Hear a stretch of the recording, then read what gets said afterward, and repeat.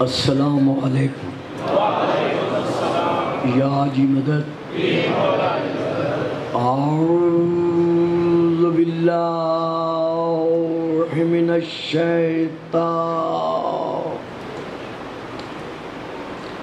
اللعین الرجیم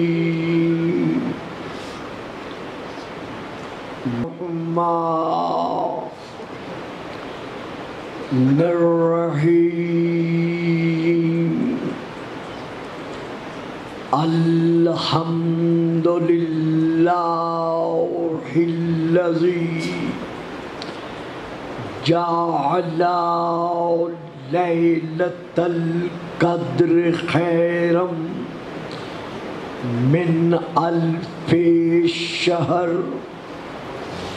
والشکر للہ الذی جعلنا من اہل لیلۃ القدر والصلاۃ والسلام علی معدن فیوضات لیلۃ القدر محمد المبعوث صلوات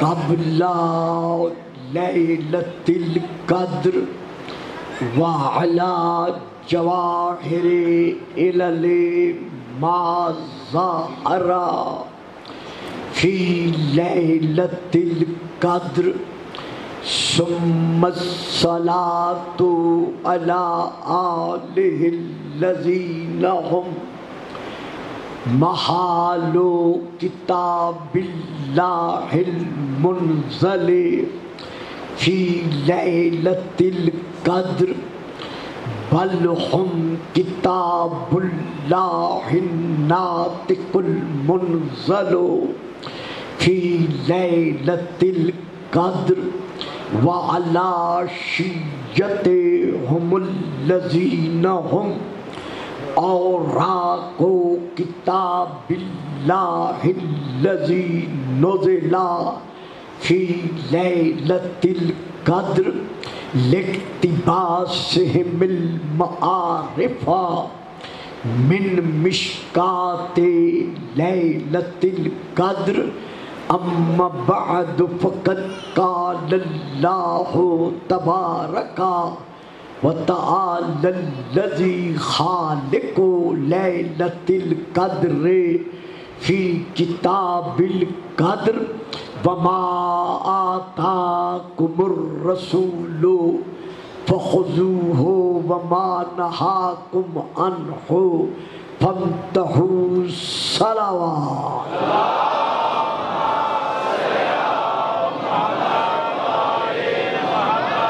نعرہ تکبیر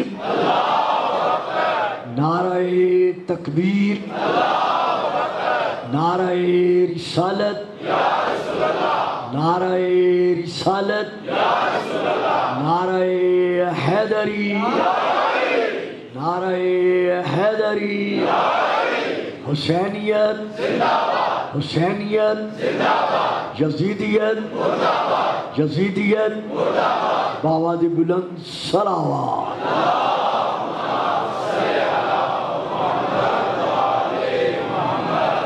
سب سے پہلے میں دعا گو ہوں کہ خلاق عالم مفسر قرآن فلسفی الزمان ہمارے حضرت علامہ الحاج حسن رضا غدیری صاحب کو صحت کاملہ عطا فرمائے اور آپ سب کو اور آپ کے گھرانوں کو صحت کلی عطا ہو اور اس ادارے کے بانی حضرت علامہ الحاج ڈاکٹر محمد حسین اکبر صاحب کا سایہ قوم کے سروں پر اسی طرح قائم و دائم رہے.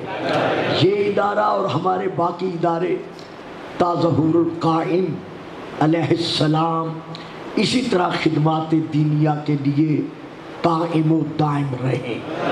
ملک کے لیے ہم دعا گو ہیں کہ خلاق عالم ہمارے ملک کو تمام تر داخلی اور خارجی انتشارات سے محفوظ رکھے۔ ان مجالس عشرہ کے میرے جو بانی ہیں جناب نقوی صاحب خلاق عالم، جو کہ دل کے سکندر ہیں، مزاج کے قلندر ہیں، اللہ تعالیٰ ان کی ان عبادات کو ان کی نسل در نسل مولا کے ظہور تک اسی طرح قائم و دائم رکھے۔ عزیزی جناب محترم مکرم جن لوگوں نے میرے ذمہ دعائیں لگائی ہیں ان میں محترم زین نقوی صاحب اور ان کے اسٹاف کے آدمی اور یہ ہمارا کیمرہ مین اور باقی تمام جتنے جہاں رضاکار ہیں، علامہ صاحب کی طرف سے جو یہاں پر مومنین کی خدمات بجا لا رہے ہیں، خدا سب کی شرعی حاجات کو پورا فرمائے۔ بآواز بلند صلوات۔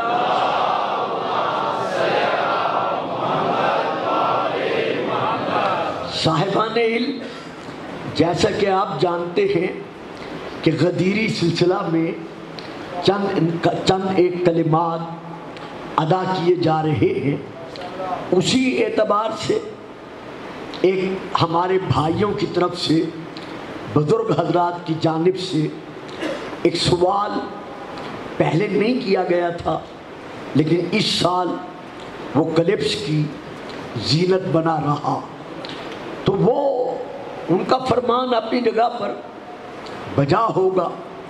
ہمیں حق کے اعتراض حاصل نہیں ہے، لیکن اپنے نوجوان بچوں کو، اپنی بہو بیٹیوں کو، اپنے افراد ملت کو حقائق سے آگاہ رکھنا یہ ہماری شرعی ذمہ داری ہے۔ تو وہ سوال یہ ہے کہ شیعہ حضرات بھی اور باقی اہل سنت حضرات بھی اس بات کو مانتے ہیں کہ تاریخی طور پر میدان غدیر میں کم از کم 1,18,000 یا 20,000 یا تسلیم شدہ روایت کے مطابق 1,24,000 اور اگر تجاوز اور مبالغہ سے جو لوگ کام لیتے ہیں ان کے مطابق 1,40,000 کا اجتماع تھا۔ یہ بات جو ہے یہ تاریخی طور پر فریقین کی طرف سے تسلیم کی جا رہی ہے۔ تو ہماری سمجھ میں نہیں آتا کہ شیعہ حضرات کہتے ہیں کہ رسول پاک نے 1,24,000 کے مجمع میں کھڑے ہو کر خطبہ غدیریہ پڑھا، جبکہ کوئی وسیلہ نہیں تھا آواز پہنچانے کا۔ یعنی یہ تو مانی ہوئی بات ہے کہ مجمع جو تھا میدان غدیر میں وہ 1,40,000 یہ غلب ہے، اور 24,000 اور اس سے نیچے کی روایات جو ہیں وہ تاریخ میں دونوں کے ہاں موجود ہیں۔ تو اب جب دونوں اس حقیقت کو تسلیم کرتے ہیں کہ صحابہ کرام کی رضوان اللہ علیہم اجمعین کی تعداد اتنی تھی، تو اس وقت تو کوئی آلہ ایسا ایجاد نہیں ہو چکا تھا کہ جو رسول کی آواز کو اتنے بڑے اجتماع تک پہنچاتا، تو لہذا ماننا پڑے گا کہ یہ روایت وضعی ہے اور اس کا حقیقت سے کسی قسم کا کوئی بھی تعلق نہیں ہے۔ ہم یہاں پر باقی جوابات کے ساتھ ساتھ، چونکہ آج مجھے کچھ تھوڑا سا رخ اور بھی لینا ہے، باقی جوابات کے ساتھ ساتھ ہم مختصراً اس کا جو جواب دینا چاہیں گے وہ یہ ہے کہ تمام اہل شیعہ اور تمام اہل سنت، ہمارے بزرگ، ہمارے بھائی جو رسول کی معراج جسمانی کے قائل ہیں، تو مجھے فرمائیے آپ اپنی جگہ پہ آ جائیں نا، جہاں بچہ بیٹھا ہے آ جائیں ان دونوں بچوں کے آگے درود پڑھیے گا، صلوات۔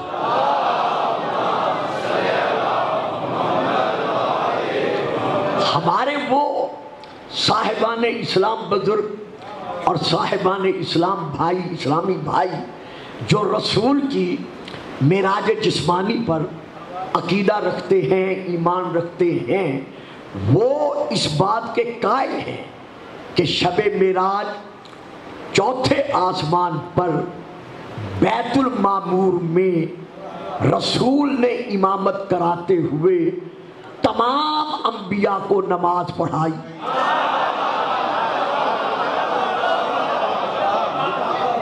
वो हमारे तमाम बुजुर्ग और हमारे तमाम इस्लामी बरादर इस हकीकत को तस्लीम करते चले आ रहे हैं कि शब-ए मेराज बैतुल मामूर में रसूल पाक ने तमाम अंबिया को नमाज पढ़ाई।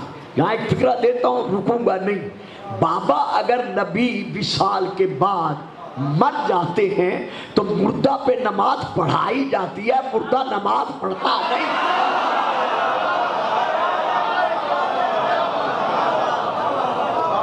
तो रसूल ने दरूद पढ़िएगा, सलावत।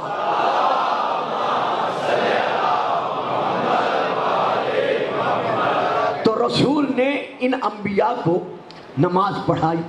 और इसके अलावा जो फरिश्तों की तादाद लिखी गई है, कुछ ने लिखा है कि आसमान चारों के सारे फरिश्ते थे, और कुछ ने लिखा है कि नहीं, आसमान अव्वल से लेकर मकाम काबा को सैने और अदना तक जितने भी फरिश्तगान हैं वो सब के सब दर सब रसूल कायनात के पीछे नमाज पढ़ने वाले थे।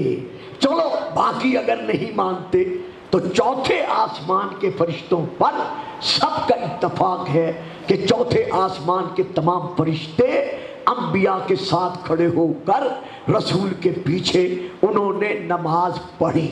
अब जब उन्होंने नमाज पढ़ी तो नमाज के बाद, मैं इसमें नहीं रुकता कि नमाज पढ़ी तो उन्होंने रसूल की आवाज भी सुनी। रसूल जो नमाज पढ़ा रहे हैं, रसूल जो इमामत करा रहे हैं, तो जो आपने नमाज पढ़ी है, जो सलाम पढ़ाई है और खुद पढ़ी है और सलाम अदा किया है, तो अंबिया की तादाद कितनी थी? 1,00,000 1 कम 24,000। तो तमाम अंबिया ने रसूल की आवाज सुनी, तमाम फरिश्तों ने रसूल की आवाज सुनी। कहते हैं जी वो तो मकाम एजादी था, यानी वो तो मौजज़तन सुनी। तो रसूल से अल्लाह शान एजादी कभी छीना नहीं करता।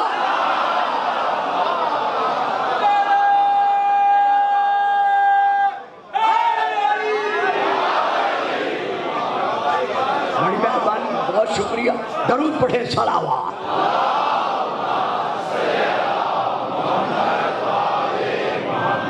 जब वहां रसूल अपनी आवाज सुना सकते हैं तो यहाँ 1,24,000 के हाजियों को रसूल अपनी आवाज कैसे नहीं सुना सकते? लेकिन ये जो मैंने मेराज का हवाला दिया है, ये वो तस्लीम करेंगे जवाब जो मेराज जिस्मानी के कायल हैं, क्योंकि ऐसे अफराद भी मौजूद हैं जो मेराज जिस्मानी का इनकार करते हैं और वो हवाला भी दे देते हैं कि फलां शख्सियत ने फरमाया है कि उस वक्त रसूल पाक के मेराज के हालत में शबे मेराज रसूल पाक मेरे पास थे। भाई किसके पास थे किसके पास नहीं थे ये अलग बात है, लेकिन वो तो अभी मक्का में शख्सियत थी।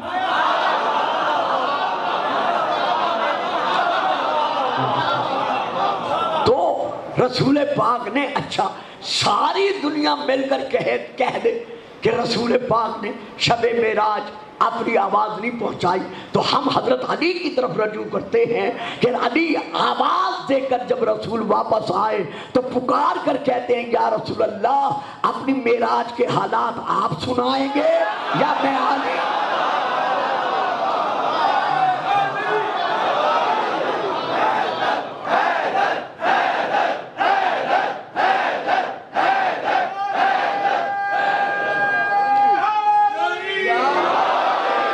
सलामत रहे।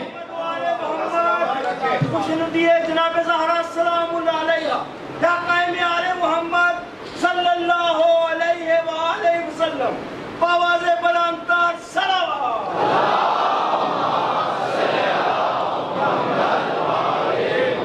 मुफस्सिरीन खासा और मुफस्सिरीन आमा इस हकीकत पर متفق ہیں کہ رسول پاک جب شب معراج نماز پڑھا چکے تو اس کے بعد ایک فرشتہ آیا اور اس نے آ کر رسول سے کہا وَاسْأَلْ مَنْ أَرْسَلْنَا مِنْ قَبْلِكَ مِنْ رُسُلِنَا، کہ میرا حبیب ان رسولوں سے سوال کر۔ دیکھیے وہ سوال ذہنوں میں رہے کیونکہ مجھے آگے بڑھنا ہے۔ میرا حبیب ان رسولوں سے سوال کر جو تجھ سے پہلے رسول بنا کر بھیجے گئے، تو اب اللہ کا ہے حکم ان سے سوال کر، تو یقیناً ماننا پڑے گا۔ اور مانا ہوا ہے کہ رسول نے سوال کیا ہے۔ جب رسول نے سوال کیا ہے تو کون سا آلہ تھا آواز پہنچانے والا؟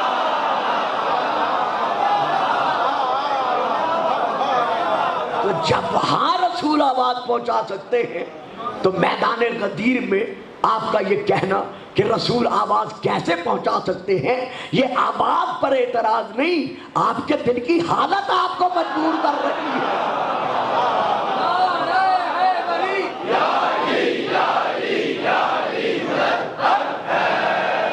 اب ہم اسی جواب کے لیے رجوع کرتے ہیں پھر قرآن کی طرف، کہ جب حضرت ابراہیم علیہ السلام حضرت اسماعیل علیہ السلام کے ساتھ مل کر بیت اللہ تعمیر فرما چکے، بے گھر کا گھر کسی آنے والے صاحب گھر کی خاطر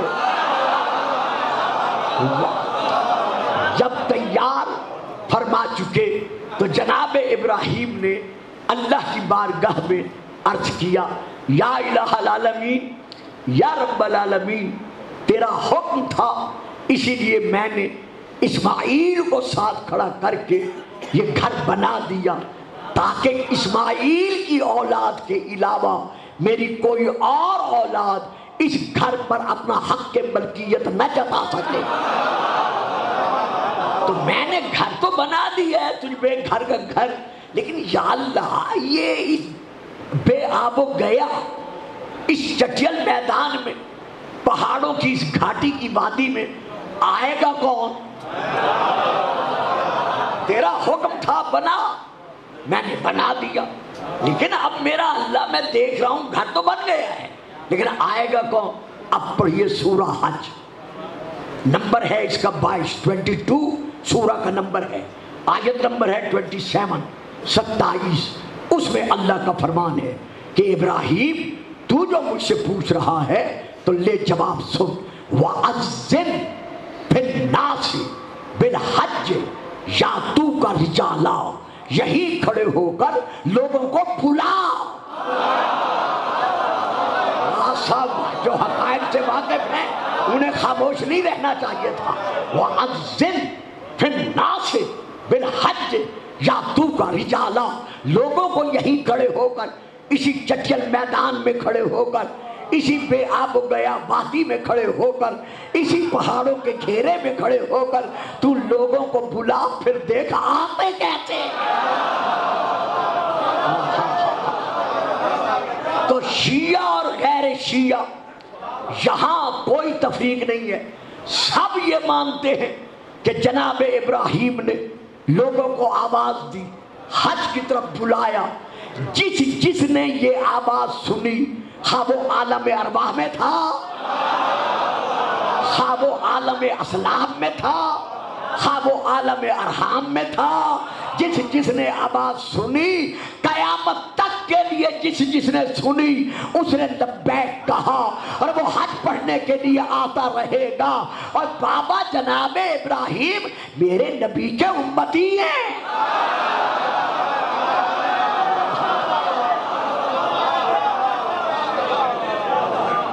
بے شک وہ آپ کے دادا ہیں، شجرۃ الانبیاء ہیں، لیکن ہمارے نبی کے امتی ہیں۔ تو جو حضرت ابراہیم میرے نبی کا امتی ہے، جب وہ وقت معلوم تک آنے والی ارواح میں رہنے والی روحوں کو اپنی آواز سنا سکتا ہے، تو جو نبیوں کا نبی ہے وہ 1,26,000 حاجیوں کو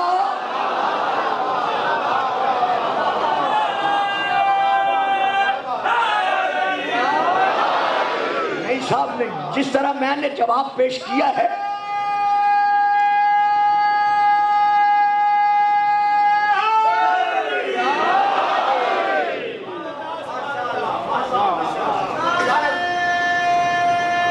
بھائی اسے کیسے لگانے ہیں بھائی، کدھر ہو؟ درود پڑھیے گا، صلوات۔ ایک بات ہے، آپ سب انشاءاللہ دعا دیں گے، لیکن علامہ الحاج ڈاکٹر محمد حسین اکبر صاحب اس کی تائید بھی کریں گے اور دعا بھی دیں گے۔ میدان کربلا میں کم از کم اشقیاء کی جو تعداد تسلیم شدہ ہے وہ 60,000 ہے۔ اس سے اوپر اختلافی روایات کے پیش نظر 6 لاکھ 9 لاکھ 3 لاکھ، لیکن کم از کم 60,000 پر شیعہ اور غیر شیعہ تمام تر مورخین کا اس پر اتفاق ہے، اس میں کوئی شک کی بات نہیں ہے۔ میدان کربلا میں میرے صاحبان علم سامعین، میں آپ کی دعاؤں کا ہمیشہ محتاج رہتا ہوں۔ امام حسین نے یوم عاشور 7 خطبے پڑھے ہیں لگاتار، اسی لیے میں نے عرض کیا مولانا انشاءاللہ تائید فرمائیں گے، یعنی باقی گفتگو کے علاوہ، باقی کلمات کے ادا کرنے کے علاوہ امام حسین نے فوج اشقیاء کے سامنے لگاتار 7 خطبے پڑھے ہیں۔ جب 7 خطبے پڑھے ہیں، 3 دن کے بھوکے بھی تھے، پیاسے بھی تھے، لاشیں بھی اٹھا رہے تھے، لیکن 60,000 شامیوں اور کوفیوں تک امام نے اپنی آواز پہنچائی۔ تو جس محمد کی زبان چوسنے والا حسین اپنی آواز پہنچا سکتا ہے،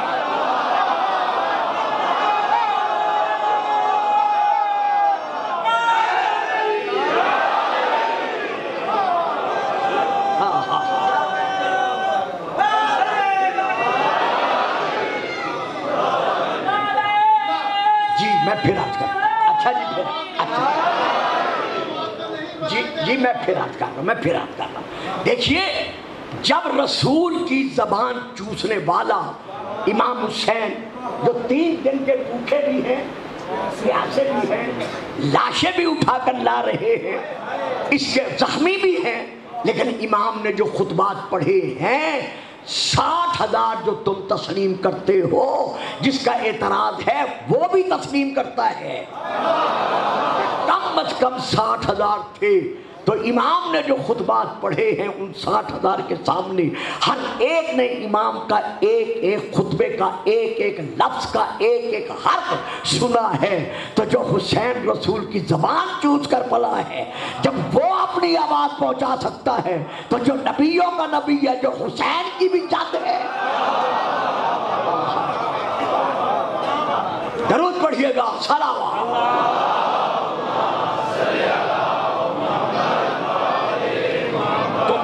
رسول کا یہ آواز پہنچانا ایک معجزاتی عمل ہے جس سے انکار نہیں کیا جاتا۔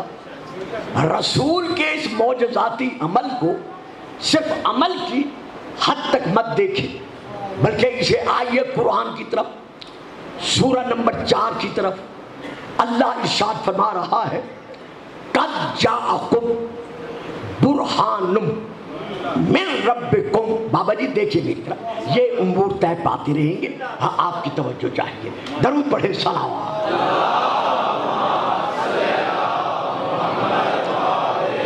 قد جاءکم برہان من ربکم وانزلنا الیکم نورا مبینا، کہ ہم نے تمہاری طرف ایک برہان بھیجا۔ قد جاءکم برہان من ربکم، تمہارے رب کی طرف سے تمہارے پاس ایک برہان آیا۔ وَأَنزَلْنَا إِلَيْكُمْ نُورًا مُبِينًا، اور اس برہان کے ساتھ ساتھ بلا فصل ہم نے ایک نور بھی بھیجا، جو نور منور ہے، دنیا اس نور کو خاموش کرنے پر اپنی پوری قوتیں اور طاقتیں صرف کر دے، لیکن ہم نے ایسا منور بنایا ہے کہ ہر شے اندھیرے میں چلی جائے گی، یہ نور اور نکھرتا جائے گا۔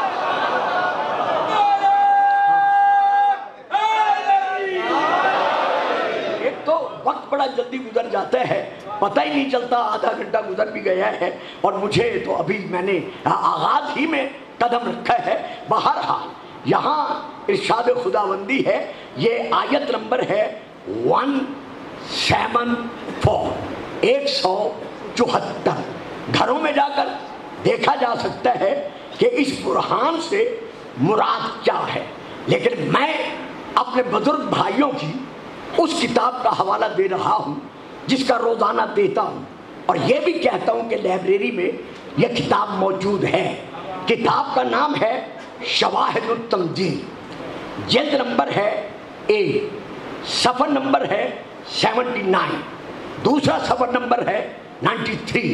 یہاں اس صفحے سے اور شیعہ کتب میں سے کتاب کا نام ہے بہار الانوار، جلد نمبر 9، صفحہ نمبر 197۔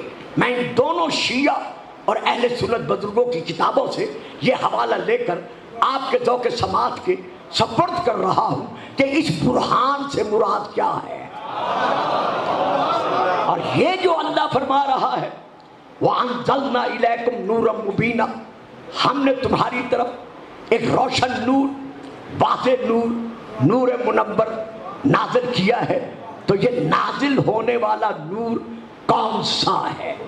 تو اب یہاں پر ہمارے چھٹے امام کے قرآن الناطق، درود پڑھیے گا، مل کر پڑھیے گا۔ قرآن الناطق حضرت امام الصادق، امام ابن امام صادق علیہ السلام کے ایک صحابی ہیں۔ یہ شواہد و تنزیل میں بھی ہے، یعنی صرف بچہ بیٹا سر اٹھاؤ میرے ساتھ، شاباش شاباش جیتے رہو۔ ہم بیٹا یہاں سر جھکانے نہیں آتے، اٹھانے آتے۔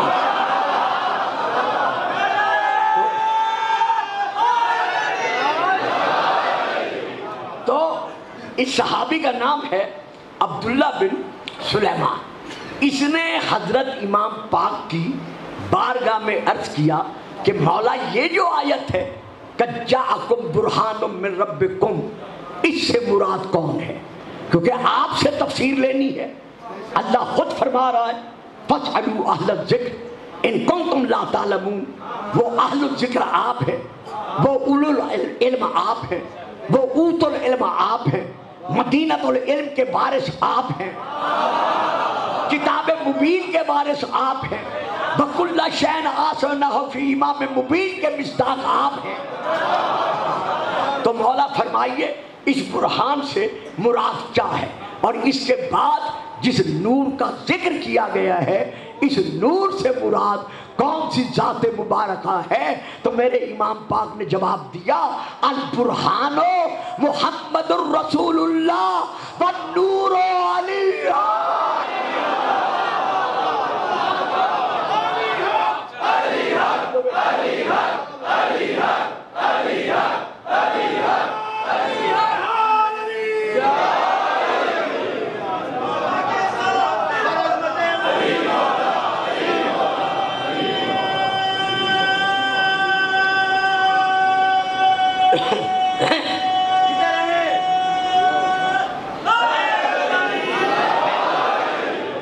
اب یہاں پر پہلی کتاب کا میں نام لے رہا ہوں تفسیر کا، تفسیر تسنیم، جلد نمبر 21، صفحہ نمبر 451۔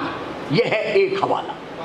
دوسرا حوالہ لسان العرب، یہ ہماری لغت کی کتاب ہے، عربی ڈکشنری، جلد نمبر 1 کہ برہان کے معنی کیا ہے؟ حجت، محکم دلیل، اور ہر قسم کے شرک و کفر و نفاق سے پاک واضح دلیل۔ یہ ہے ایک حوالہ۔ اب میں دے رہا ہوں دوسرا حوالہ، وہ بھی ہماری لغت کی کتاب ہے، شیعہ سنی کی نہیں ہے، التحقیق، جلد نمبر 1۔ اس میں یہ درج ہے کہ برہان کی تعریف کیا ہے، برہان کسے کہتے ہیں؟ صاف روشن یعنی محسوس ہونے والے معجزہ کو برہان کہتے ہیں۔ واہ صاحب، اتنا بڑا علمی اجتماع اور اتنی خاموشی۔ یعنی یہ علامہ صاحب ہی فرمائیں گے کہ التحقیق کتنی لغت کی کتابوں میں سے ہمارے ہاں معتبر کتاب تسلیم کی جاتی ہے، تو اس کی جلد نمبر ہے اے، جس سے میں پڑھ رہا ہوں کہ برہان کی تعریف کیا ہے۔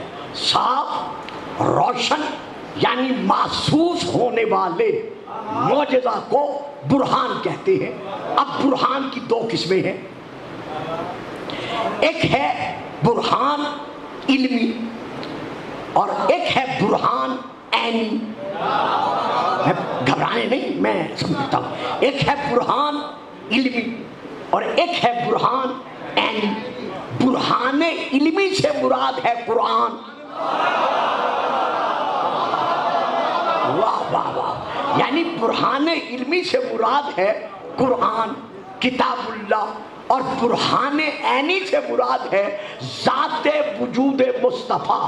تو جس طرح قرآن معجزہ ہے،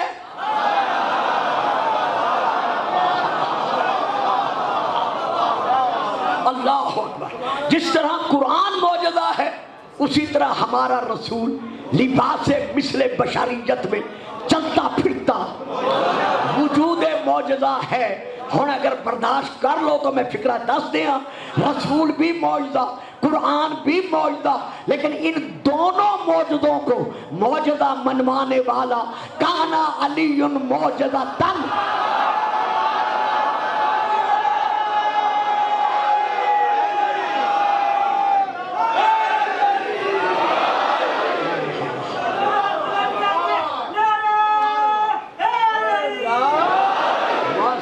سلامت رہے، آباد رہے۔ کان جی پھر پڑھ رہا ہوں، کانا علی معجزتاً من معجزات رسول اللہ۔ رسول پاک کے جتنے معجزات ہیں ان معجزات میں سے ایک معجزہ علی ابن ابی طالب ہے، اور وہ ایسا معجزہ ہے جو ان معجزوں کو معجزہ منوا رہا ہے۔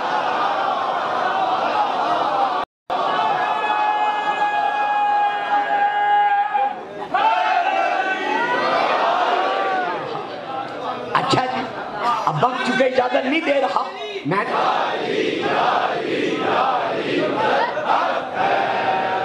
بڑی لمبی چوڑی تشریح نہیں کرتا۔ معجزہ کی تعریف کیا ہے؟ نبی، رسول، امام منصوص من اللہ اور قرآنی ولی اللہ۔ دیکھیے، آپ سے مجھے یہ توقع نہیں تھی، کہیں اور میں پڑھ رہا ہوں وہاں بات سروں سے گزر جائے تو وہاں مجھے کسی قسم کا افسوس نہیں ہوتا۔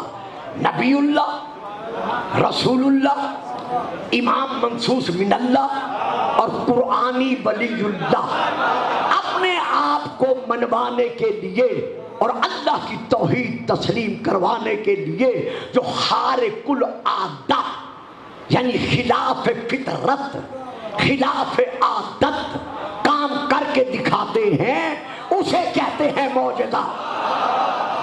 نہیں، ابھی آپ نے ساتھ نہیں دیا۔ وَالشَّمْسُ تَجْرِي لِمُسْتَقِرٍ لَهَا ذَلِكَ تَقْدِيرُ الْعَزِيزِ الْعَلِيمِ۔ سورج اللہ کی مقرر کردہ تقدیر کے مطابق مشرق سے نکلتا ہے، مغرب میں ڈوبتا ہے، یہ اس کی فطرت ہے۔ اور اگر کوئی اشاروں سے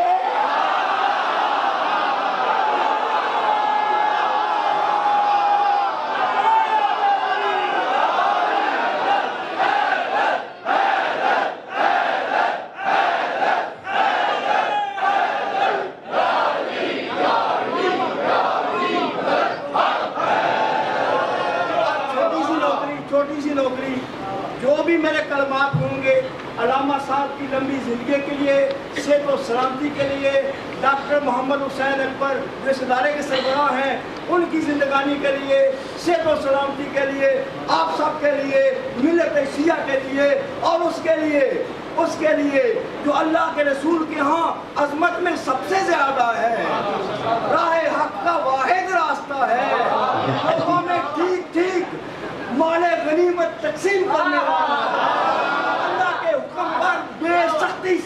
बंद रहने वाला जो मिसलुल आला है, उसके लिए और खुशनुदी है जनाब तारा के लिए बावाज़े बुलंद तर सलाम। माशाअल्लाह, बड़ी मेहरबानी, जीते रहे। आपकी मेहरबानी है, 47 साल जिंदगी से मैं आपको सुन रहा हूँ कि आपकी करामत है मुझ में। ये नहीं, आपकी दुआओं का नतीजा है मुझ में। दरूद पढ़िए।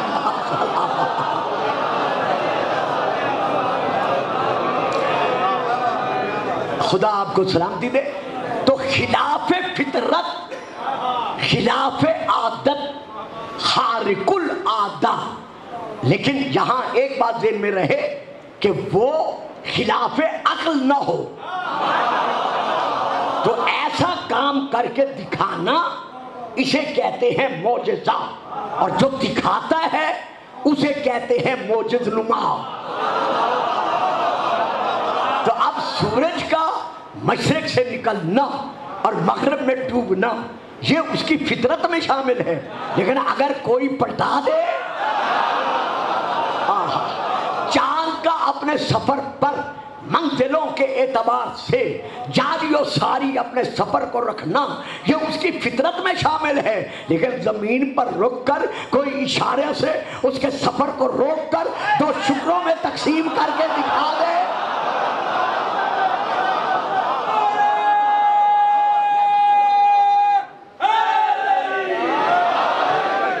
तो ये मौजज़ा है। इसको कहते हैं मौजज़ा। बड़ा आसान फिक्रा है। अगर कोई मुज़क्कर को मुअन्नस और मुअन्नस को मुज़क्कर,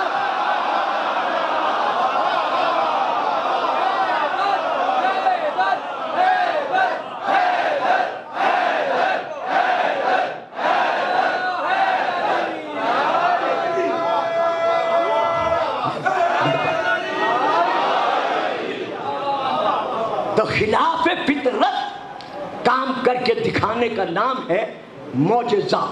फिर मौजज़ात की बहुत सारी किस्में हैं जो हमारे उलमा ने बड़ी मेहनत शाक़ा के बाद कुरान और अहदीस के साए में जमा फरमाई है। उन मौजज़ात की किस्मों में से एक किस्म ये भी है कि एक मौजूदा शय से उसके मिजाजे फेली को दूसरी शय के साथ मिजाजे फेली में बदल देना, ये मौजज़ा है। बड़ी बहुत शुक्रिया, लेकिन यहाँ खामोशी है तो इसलिए थोड़ी सी तशरीह करनी पड़ गई है।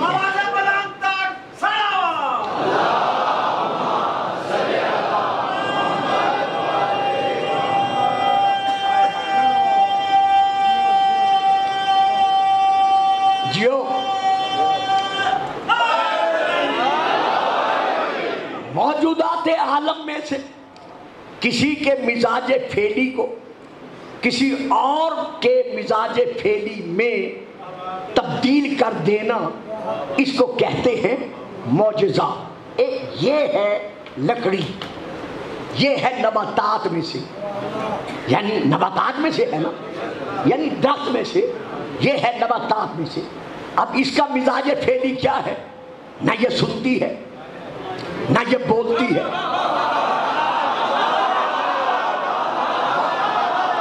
ये आपके लिए तशरीह कर लो, वरना टाइम नहीं है तशरीह करने का। तो इस नबातात का मिजाज फेली क्या है? ये ना सुनती है ना बोलती है। जब तक मैं हाथ में लेकर किसी को जरर न पहुंचाऊं, ये बेजरर है। तो ये है इसका मिजाज फेली। लेकिन हजरत मूसा अलैहिस्सलाम ने क्या किया? हल्के कि अपना असा फेंक। अब वो असा क्या था? लकड़ी का था। जैसे जमीन पर फेंका तो उसका पहला मिजाज फेली क्या था? नुकसान न पहुंचाना, न सुनना, न देखना, न बोलना, न चलना, न फिरना। इधर जमीन पर आया, अजदहा बन गया।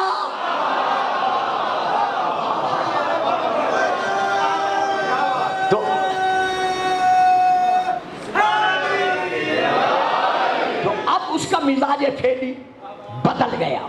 फिर जैसे मूसा ने उठाया, वो अपने पहले वाले मिजाज फेली पर बदल आया, तो आ गया, वापस आ गया। तो इसे कहते हैं मोजज़ा। इसी तरह जिस जात के अंदर अदम इस्तेदाद हयात पाई जाए, यानी मर जाए, उसमें फिर किसी का इस्तेदाद हयात पलटा देना,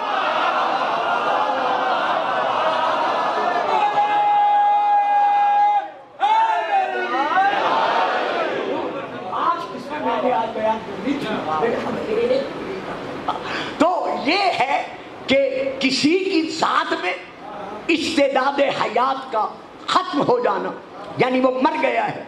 अब मरने के बाद कोई उसमें इस्तेदाद हयात पलटा देता है, तो अब ये मौजज़ा कहलाएगा हयात का पलटना, और जो पलटा रहा है वो कहलाएगा मौजज़नुमा। नहीं साहब नहीं, आप जानते हैं कि मैं आपसे बहुत कुछ दुआओं की तवक्को रखता हूँ। हजरत इब्राहीम अलैहिस्सलाम ने क्या किया था? इब्राहीम पकड़ 4 परिंदे, फखुद अर्बातम मिनत तैर फसरहुन्ना सुम्मा इलैका, इनको पकड़ कर ज़िबा कर और इनको पहाड़ों पे फैला दे। कब्बा, मोर, मुर्ग, कबूतर, ये 4 परिंदे जनाब इब्राहीम ने पकड़ लिए। अल्लाह जाने क्या फलसफा था, नबी था ना, मैं तो कुछ नहीं कह सकता, हलाल और हराम मिला दिए।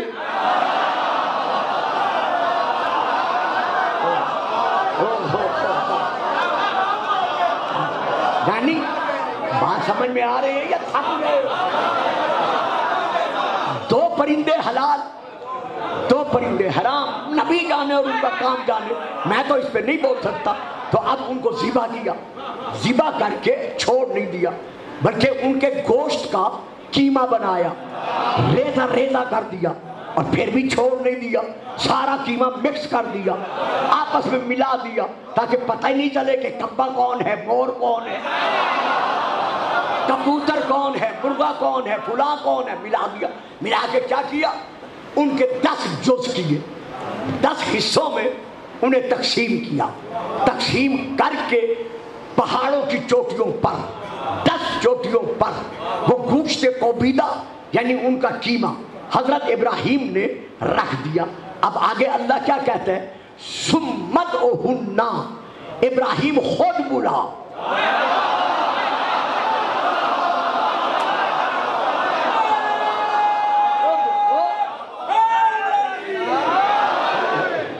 काश वक्त होता मैं इसकी तशरीह कर सकता। सुम्मत ओहुन्ना, इब्राहीम इन मुर्दों को, इन परिंदों को खुद बुला, ताकि पता चले कि नबी बेताकत नहीं होता। इधर जनाब इब्राहीम ने उन परिंदों को बुलाया। अब तफसीरें यही है हर 2 के यहाँ कि जिस जिसको बुलाया उसका गोश्त जहां जहां रेजों की शक्ल में था वहां से उड़ा। अब गोश्त किस किस का था, मुर्ग का भी, कब्बे का भी, मोर का भी, बतख का या कबूतर का भी। अब जब वो उड़ा गोश्त और नबी ने देखा तो क्या किया कि ये कब्बे का गोश्त आ रहा है, उसकी चोंच हटाकर आगे मुर्गे की चोंच कर दी, वो पलट गया।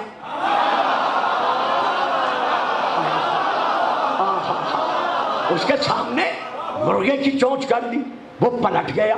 फिर दूसरा गोश्त का टुकड़ा उठाया यानी कीमा उठाया, वो मुर्ग का था, वो करीब आया, लेकिन जैसे उसने देखा कि मेरी चोंच नहीं है, वो भी बदल गया। पता चल गया कि हर एक उठेगा अपनी अपनी असल पर।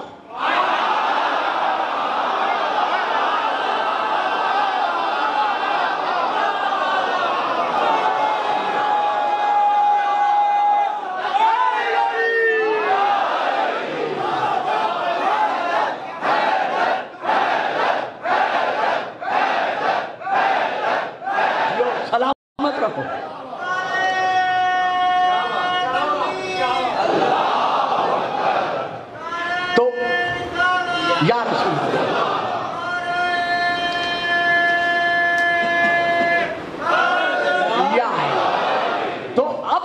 نے ہر ایک کی چونچ کو بدلا، لیکن ہر ایک پہنچا کہاں؟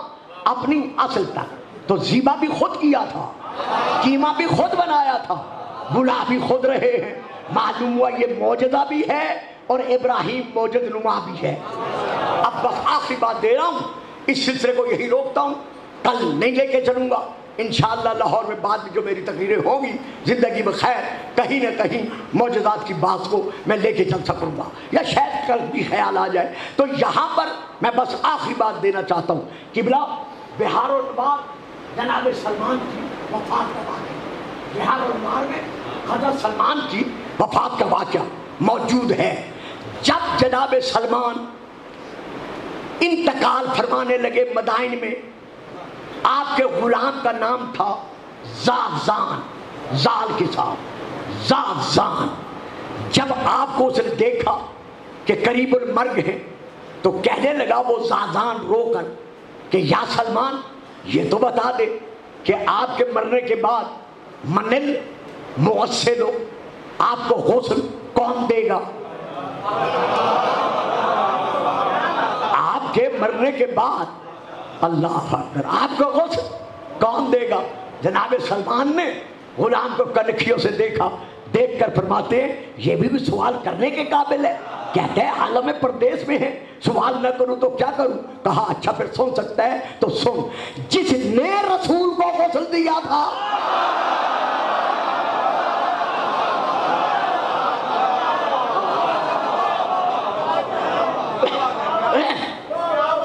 جس نے رسول کو غسل دیا تھا غسل وصال، وہی آ کر مجھے غسل دے گا۔ بیٹا مبارکہ مجھے دکھاؤ، جس نے رسول کو غسل دیا تھا وہی آ کر مجھے بھی غسل دے گا۔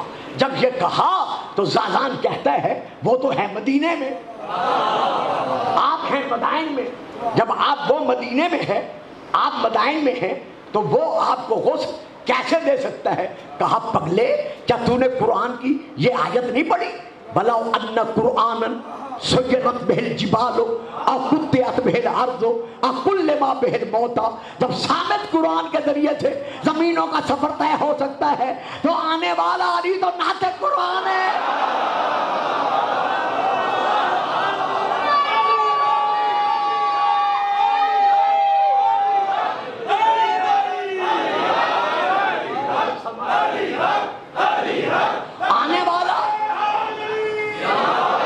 آنے والا تو ناطق قرآن ہے۔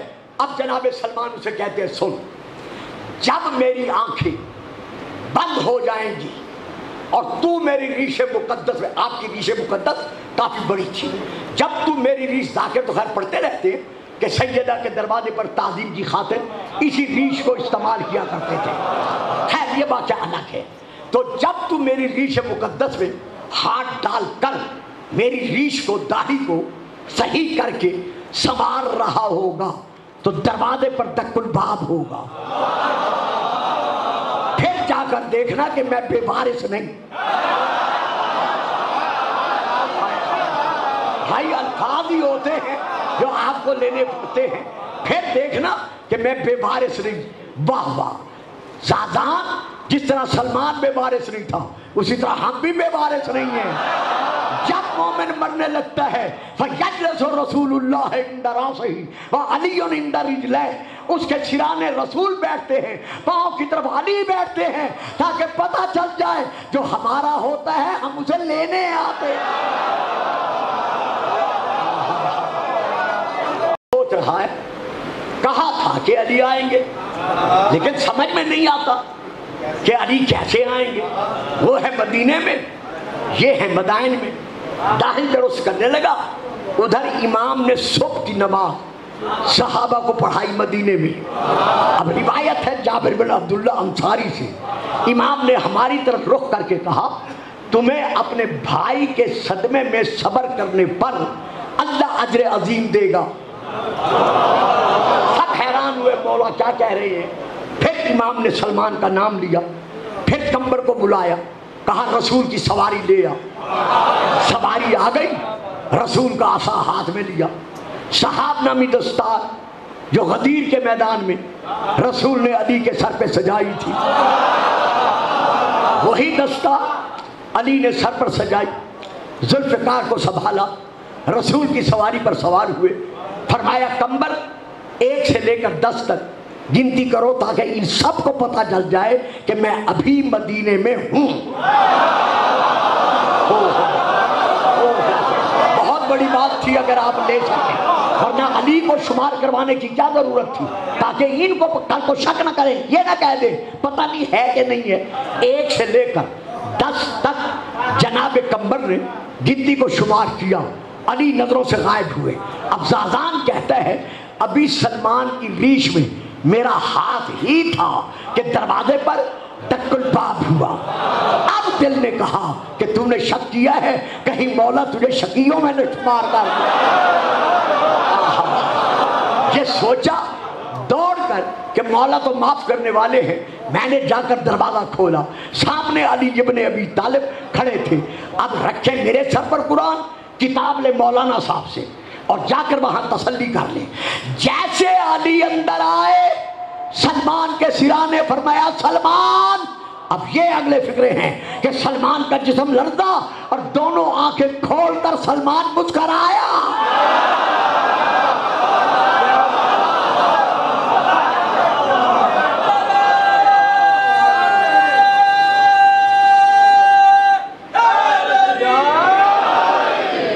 تو ایک لمحے کے لیے امام نے سلمان کو زندگی عطا فرما کر یہ بتا دیا کہ ہر خارق العادہ کام معجزہ ہے، اور اس کو کر کے دکھانے والے موجد نما کل بھی ہم تھے۔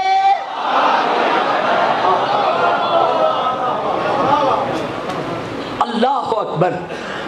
اگر امام حسین علیہ السلام معجزہ دکھانے والے تو تھے، موجد نما تو تھے، لیکن اس کے باوجود آپ نے ہر ایک شہید کے لیے اس کی مظلومیت کو، اس کی بھوک کو، اس کی پیاس کو برداشت کیا، کیونکہ مقام شان اور ہے، مقام امتحان اور ہے۔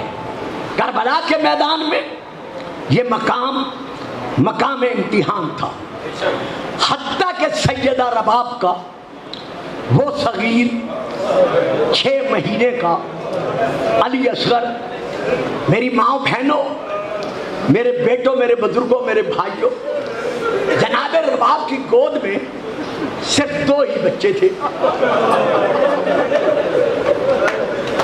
ایک شہزادہ اصغر اور ایک سیدہ سکینہ۔ ایک کربلا رہ گیا، سبحان اللہ سبحان اللہ، اور شہزادی سکینہ شام رہ گئی۔ ہمارے ہاں کچھ کتب میں ملتا ہے کہ بی بی سکینہ نے اپنے بابا سے یہ عرض کیا تھا کہ بابا یہ جو آپ نے 60,000 دراہم و دنانیر میں یہ زمین خرید کی ہے آخر کیوں؟ کہا بیٹا ہم نے یہاں شہر بسانا ہے۔ چھوٹی سی بچی نے ہاتھ باندھے، ہاتھ باندھ کر کہنے لگی بابا کیا ہم نے وطن کبھی نہیں جانا؟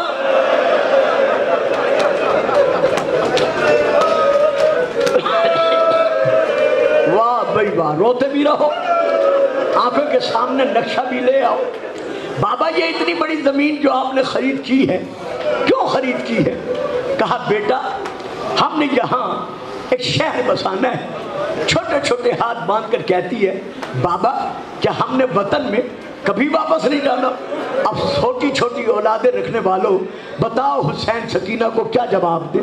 امام کی آنکھوں میں آنسو آ گئے، رو کر کہا بیٹی کوئی جائے یا نہ جائے تو نہیں جائے گی۔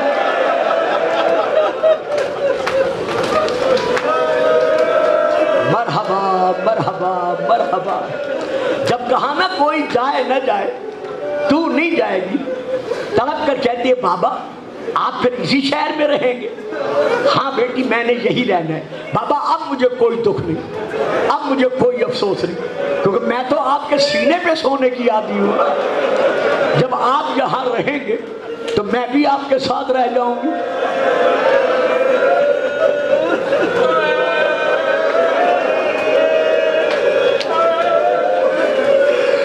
بابا میں تو آپ کے سینے پہ سونے کی عادی ہوں، جب آپ یہاں رہیں گے تو میں بھی یہی رہ جاؤں گی۔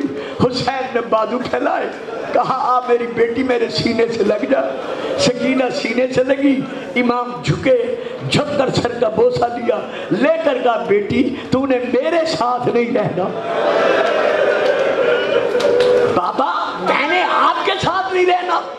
ہاں بیٹی تو نے میرے ساتھ نہیں رہنا۔ بابا اصغر آپ کے ساتھ رہے گا؟ کہا بیٹی صلح تو میں اسے اکیلا دوں گا۔ نہ مصائب کا فکر ہے لو، بیٹی صلح تو میں اصغر کو اکیلا دوں گا، لیکن ظالم اسے اکیلا سونے نہیں دیں گے، نیزے کی نوک کے ساتھ۔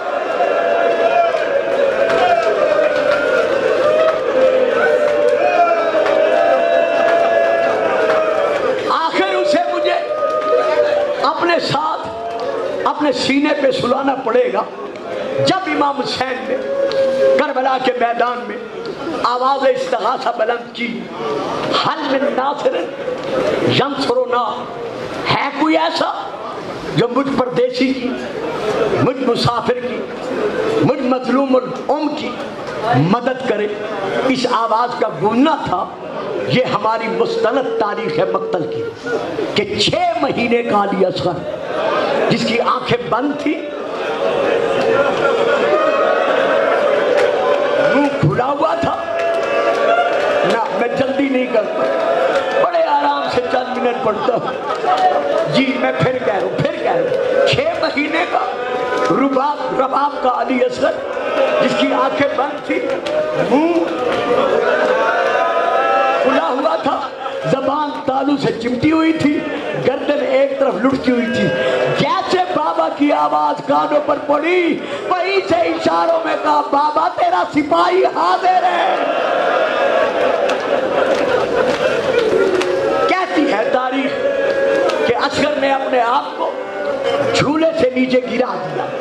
جیسے اصغر نے گرایا، بیبیوں میں کوہرام میں ماتم بپا ہوا۔ حسین کو اشارہ کیا، مولا تشریف لے آئے۔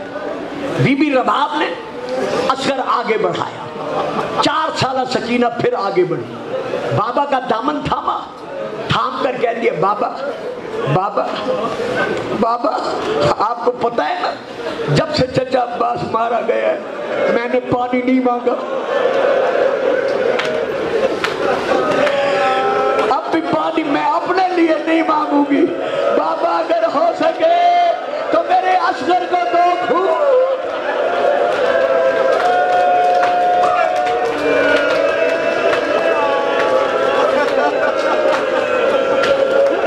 ہائے صاحبان دل، صاحبان اولاد، جب سکینہ نے یہ کلمات ادا کیے، اللہ جانے مولا نے کس انداز میں سر پہ ہاتھ رکھا ہوگا، آنسو برسا کے کہتے ہیں سکینہ تیرے بھائی کو لے تو جاتا ہوں، اب آگے جو اس کی تقدیر میں ہے وہ میسر آ جائے گا۔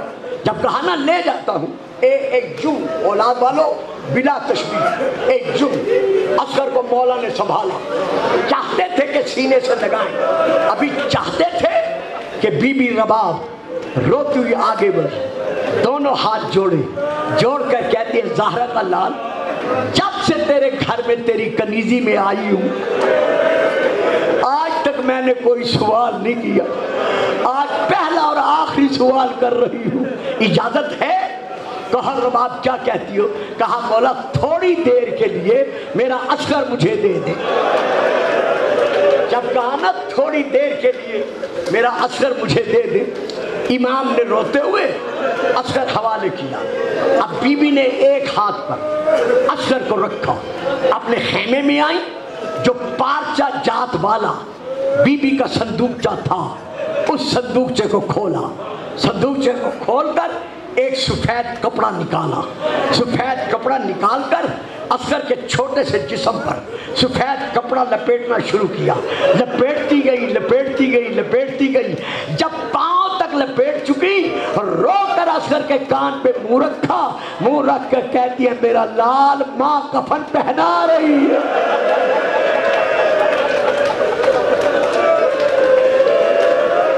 سبحان اللہ سبحان اللہ، یہ دھاڑے مار کر رونے کی راتیں ہیں، یہ پرسہ دینے کی راتیں ہیں، اور رونے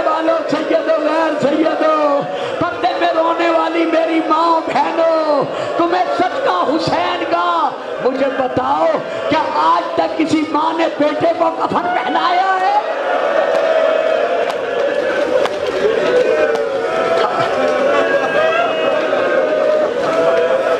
اصغر ماں کفن پہنا رہی ہے، میرا لال، میں سیدانی نہیں ہوں، میں بیگانی گفتی ہوں، جب تیر آئے گردن نہ ہٹانا، مجھے دادی زہرا سے شرمندہ نہ کرنا۔ بس رونے والوں، حسین اصغر کو لاہی یوں پہلے ابا کے دامن میں تھے، سینے سے لگے ہوئے تھے، جب فوج اشقیا کے سامنے آئے ابا کا دامن ہٹایا، اصغر کو یوں ظاہر کیا، ظاہر کر کے کہا شامیو، کوفیو، ان لم ترحمونی، اگر تم مجھ پر رحم نہیں کھاتے تو اس صغیر کا جرم کیا ہے؟ اس پیاسے بچے کی خطا کیا ہے؟ مجھے 2 گھونٹ پانی دے دو تاکہ میں اس بچے کو پلا سکوں۔ ہر طرف سے کہہ نوک لگتی تھی، وہاں سے جسم کا حصہ الگ ہو جاتا تھا۔ ادھر اصغر نے اپنا گلا بڑھایا، تیر چلا، ایک تیر کا نوک یہاں لگی، ایک یہاں لگی، ایک یہاں لگی، تیر پار ہوا، حسین کے بازو پہ رکا۔ حضرت علامہ سید مہدی لکھنوی اپنی کتاب شہزادہ ابی اصغر اس میں لکھتے ہیں کہ ابھی یہ تیر کھا کر بابا کے ہاتھوں پر اصغر طرف رہا تھا، جب اس وقت حسین بن تمیم ملعون نے ایک زہر میں بھجا ہوا تیر اصغر کے لبوں پر مارا۔ لبوں پر جب تیر لگا اور پتھر کی چیز نکلی۔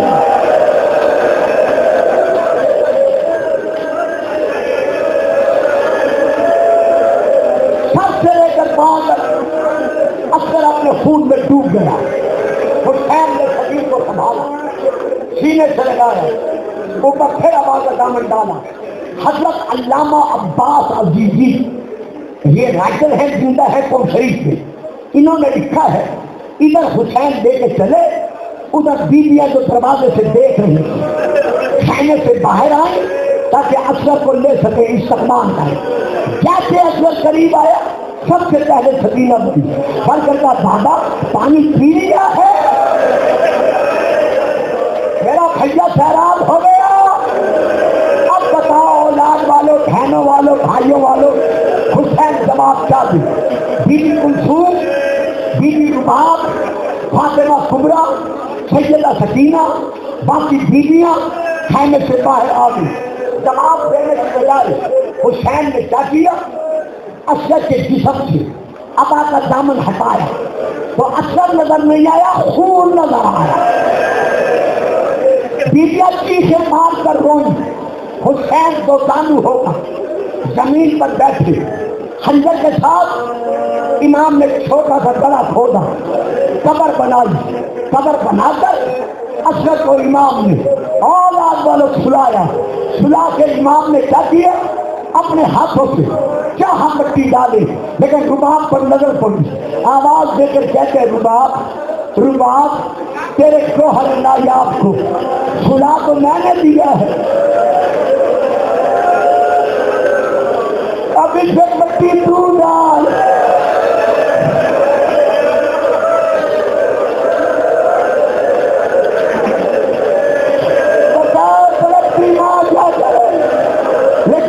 امام کا حکم تھا، ہاتھوں سے ریت گرم اٹھائی، اصغر کے پاؤں پر، اصغر کی پنڈلیوں پر، اصغر کی رانوں پر، شکم پر، سینے پر بیوی نے وہ راس ڈالی، وہ گرم ریت ڈالی۔ ہائے اولاد والے، بچے دعوت آیا، بیوی کی پھاڑیں نکل گئی، رو کے کہتی ہے زہرا کا لال، بطور کا بیٹا مجھ سے برداشت نہیں ہوتا، ہم تو جان اور تیرے ہاتھ